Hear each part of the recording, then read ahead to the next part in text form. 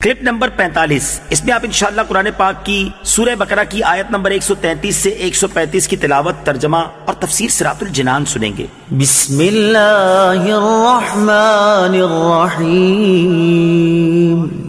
ترجمہ: اللہ کے نام سے شروع جو نہایت مہربان رحمت والا ہے۔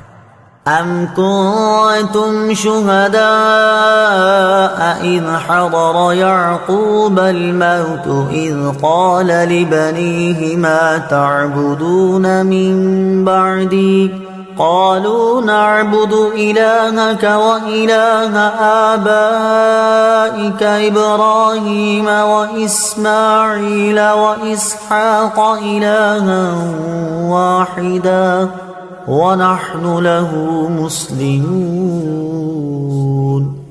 ترجمہ: اے یہودیوں، کیا تم اس وقت موجود تھے جب یعقوب کے وصال کا وقت آیا، جب انہوں نے اپنے بیٹوں سے فرمایا اے بیٹو میرے بعد تم کس کی عبادت کرو گے؟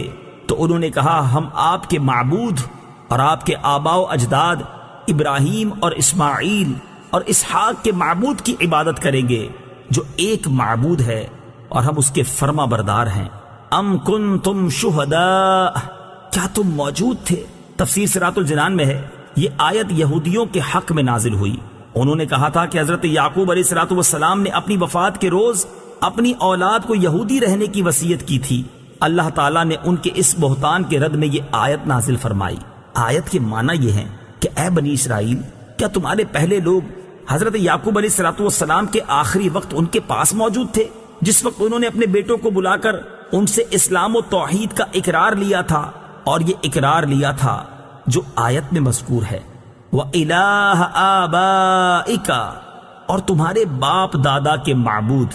تفسیر صراط الجنان میں ہے حضرت اسماعیل علیہ السلام کو حضرت یعقوب علیہ السلام کے آبا یعنی باپوں میں داخل کیا، حالانکہ آپ حضرت یعقوب کے حقیقی والد نہ تھے۔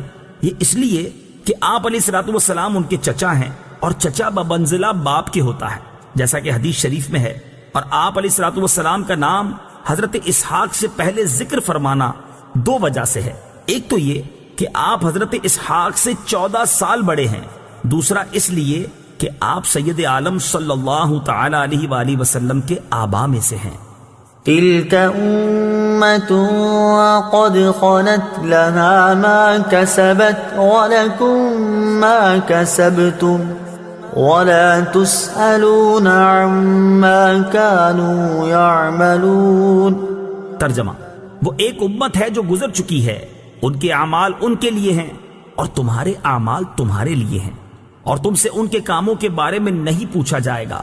تلک امت، وہ ایک امت ہے۔ تفسیر صراط الجنان میں ہے جب یہودی دلائل میں عاجز ہو جاتے تو آخر کار کہہ دیتے تھے کہ اگر ہمارے عقائد و اعمال غلط بھی ہوئے تو ہمارے باپ داداؤں کے اعمال ہمارے کام آ جائیں گے اور ان سے ہماری نجات ہو جائے گی۔ ان کی تردید میں یہ آیت آئی کہ وہ سب گزر چکے، ان کے اعمال ان کے لیے ہیں اور تمہارے اعمال تمہارے لیے، تمہیں ان کے اعمال کام نہ آئیں گے۔ اس سے معلوم ہوا کہ آخرت میں اپنے اعمال کام آئیں گے، اور اگر عقیدہ خراب ہو تو کسی کو دوسرے کے عمل سے فائدہ نہ ہوگا۔ وَقَالُوا كُونُوا هُودًا أَوْ نَصَارَىٰ تَهْتَدُوا قُلْ بَلْ مِلَّةَ إِبْرَاهِيمَ حَنِيفًا وَمَا كَانَ مِنَ الْمُشْرِكِينَ۔ ترجمہ: اور اہل کتاب نے کہا یہودی یا نصرانی ہو جاؤ، ہدایت پا جاؤ گے۔ تم فرماؤ ہرگز نہیں، بلکہ ہم تو ابراہیم کا دین اختیار کرتے ہیں جو ہر باطل سے جدا تھے اور وہ مشرکوں میں سے نہ تھے۔ کونو، ہو جاؤ۔ تفسیر صراط الجنان میں ہے حضرت عبداللہ ابن عباس رضی اللہ تعالی عنہما نے فرمایا کہ یہ آیت مدینہ کے یہودی سرداروں اور نجران کے عیسائیوں کے جواب میں نازل ہوئی۔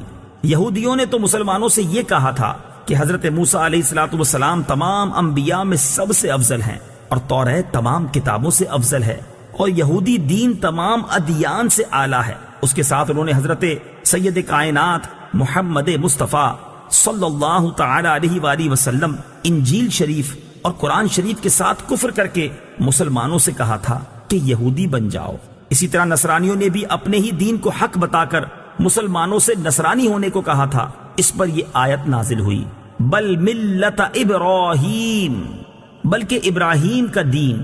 تفسیر صراط الجنان میں ہے، ارشاد فرمایا کہ اے حبیب صلی اللہ تعالی علیہ وسلم، آپ یہودیوں اور عیسائیوں کو جواب دے دیں کہ جب کسی کی پیروی ضروری ہے تو ہم حضرت ابراہیم کے دین کی پیروی کرتے ہیں جو کہ تمام فضائل کا جامع ہے، اور حضرت ابراہیم علیہ السلام ہر باطل سے جدا تھے اور وہ مشرکوں میں سے نہ تھے۔